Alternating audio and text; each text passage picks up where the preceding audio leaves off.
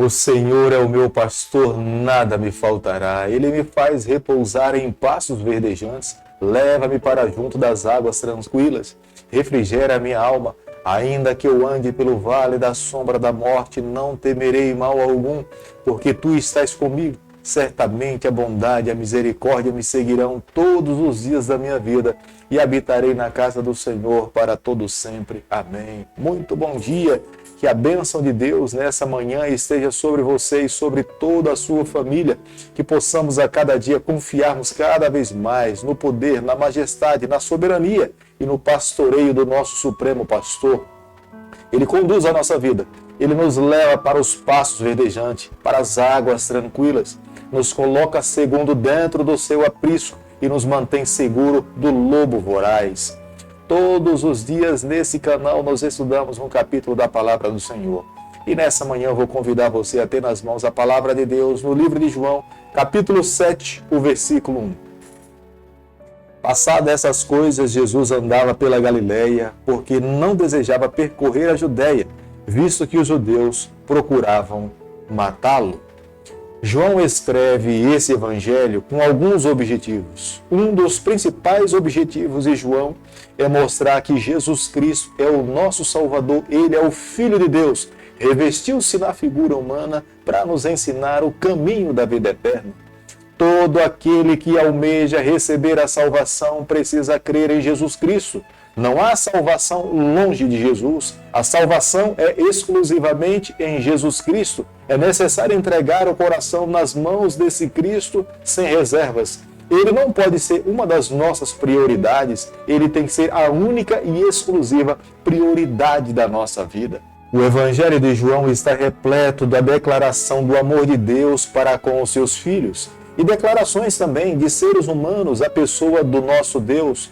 Este Evangelho fala do poder do Espírito Santo, que sem ele nós não somos capazes de cumprir a missão e de vivermos uma vida fiel. Os milagres que Jesus realizou tinham como objetivo de levar os seus filhos a entender, a aceitar e colocar a sua vida nas mãos do Criador.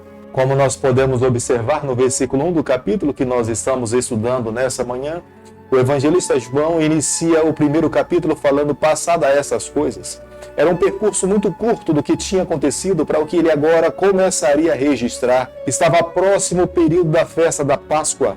Uma grande multidão de pessoas estaria indo para Jerusalém para celebrar o momento festivo da festa da Páscoa.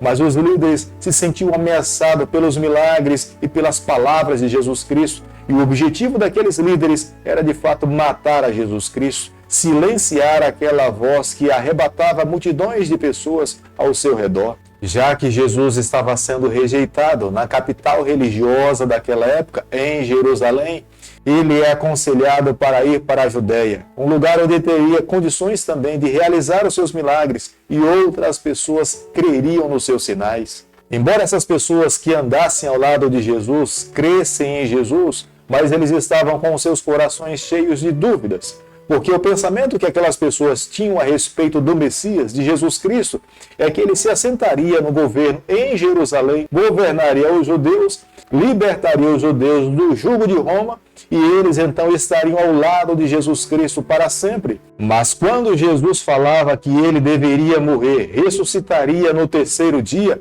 esse tipo de ensinamento na mente dos judeus, eles não conseguiam associar e entender que Jesus Cristo era o seu Salvador. É por isso que os discípulos que andavam ao lado de Jesus aconselham a Jesus para que ele possa fazer mais sinais, que ele percorresse mais regiões, para que mais pessoas entendessem que ele era o Salvador, que ele era o Messias através dos seus sinais, e essas pessoas pudessem em algum momento crucial da história proclamar, enaltecer e levantar Jesus para que se assentasse no trono de Jerusalém. João capítulo 7, o versículo 10, a Bíblia diz o seguinte: mas depois que seus irmãos subiram para a festa, então subiu ele também, não publicamente, mas em oculto. Possivelmente, depois de ouvir as orientações dos seus discípulos, daqueles que estavam ao seu lado, Jesus então começa uma peregrinação. Jesus começa uma caminhada com o objetivo de proclamar, de revelar os sinais, para que aqueles que ainda não tinham lhe conhecido pudessem conhecer e entregassem a ele os seus corações. É bem possível que nessa caminhada é quando Jesus passa por Samaria e encontra a mulher samaritana ao lado do poço de Jacó. Como nós podemos ver no versículo 14 e no versículo 15, Jesus não frequentou as melhores escolas daquela época. Possivelmente Jesus tenha sido educado dentro da sua casa pela sua própria mãe. Jesus sabia ler, Jesus sabia escrever. Era uma surpresa para os líderes daquela época, porque ele não tinha nenhum diploma nas suas mãos, não havia nenhum título conquistado em nenhuma faculdade, mas Jesus falava, Jesus pregava com autoridade. As pessoas que lhe ouviam tinham plena certeza que os seus ensinamentos tocavam no seu coração, porque o Espírito Santo falava através de Jesus Cristo e batia a porta do coração de cada pecador daquela época com o objetivo de fazer morada as mudanças necessárias para que pudesse ter uma oportunidade de vida eterna. Jesus sabia da sua missão, Jesus sabia quem tinha lhe enviado, Jesus sabia que o conhecimento que ele tinha aprendido era um conhecimento divino. O Espírito Santo conduzia sua mente, o Espírito Santo lhe revelava as verdades do Pai. Embora ele fosse o Filho de Deus, mas ele estava sendo conduzido pelo Espírito de Deus. Como um Deus humano encarnado, caminhando no meio de pecadores, Deus colocava nos seus lábios as suas verdades para que ele pudesse alcançar o coração daquela geração. Por mais que os líderes daquele período maquinassem, fizessem planos para tirar a vida de Jesus Cristo, ele mesmo assim, insistentemente, continuava a apresentar as verdades do seu Pai. Jesus, em momento algum, menosprezou a palavra de Deus. Jesus enaltecia o Antigo Testamento. Jesus sempre falava a respeito do Pentateuco que Moisés escreveu.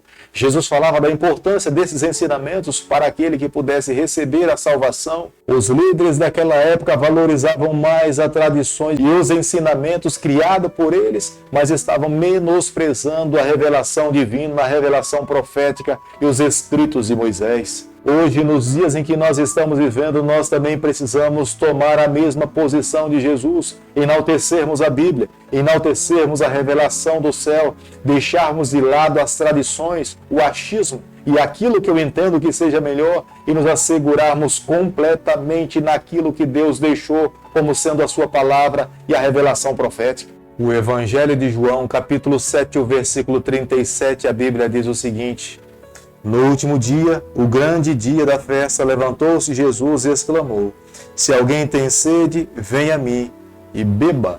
Jesus se coloca diante da grande multidão falando para eles que ele era a solução para todos os seus problemas. O coração de um ser humano tem muita sede por muitas coisas, mas somente Jesus pode saciar a sede do nosso coração. Muitas pessoas têm se destruído porque elas têm tentado matar a sua sede nessa terra, nessa vida, acreditando que a busca pela fama, pelo poder, pelo dinheiro, pela beleza, isso irá saciar a sua sede. Mas quanto mais essas pessoas se enveredam por esse caminho, elas se destroem, se viciam e se matam.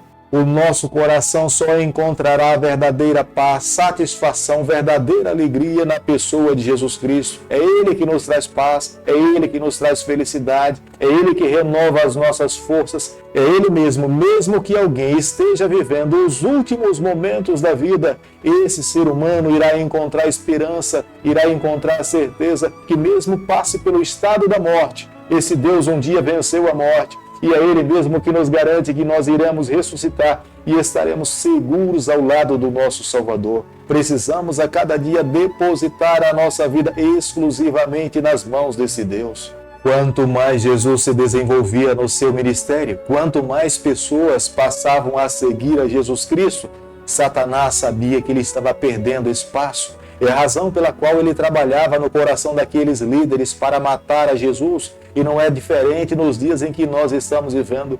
Quanto mais o Evangelho cresce na nossa geração, tenha certeza, mais oposição nós enfrentaremos. Satanás irá levantar pessoas dentro da nossa própria casa. Satanás irá levantar líderes dentro da nossa nação. Mas se nós queremos alcançar a vitória, nós precisamos a cada dia nos assegurarmos no Senhor, mantermos a nossa fé segura ao lado do nosso Salvador Jesus Cristo, porque aquele que crê, aquele que se manter seguro nos braços do Senhor, esse irá alcançar a vitória. Não há um outro caminho, somente em Jesus a verdadeira satisfação, somente em Jesus a verdadeira alegria. Aqueles que buscam satisfazer as necessidades da sua alma nessa vida estão completamente perdidos. É necessário recorrer a Jesus, é necessário colocar-se em suas mãos, fazer um sacrifício vivo, receber a bênção de Deus e desfrutar da vida eterna. Querido Pai, em Tuas mãos, nessa manhã nós nos colocamos. Queremos a cada dia viver exclusivamente para o Senhor. Toma o nosso coração, perdoa os nossos pecados, nos conceda a graça de um dia estarmos com o Senhor por toda a eternidade. É o nosso pedido e a nossa oração que nós fazemos em nome de Jesus. Que o Senhor te abençoe e te guarde. Que Ele faça resplandecer o seu rosto sobre você. Que Ele tenha misericórdia de você. E sobre você, nessa manhã, Ele levante seu rosto e conceda a sua paz. Em nome de Jesus. Amém.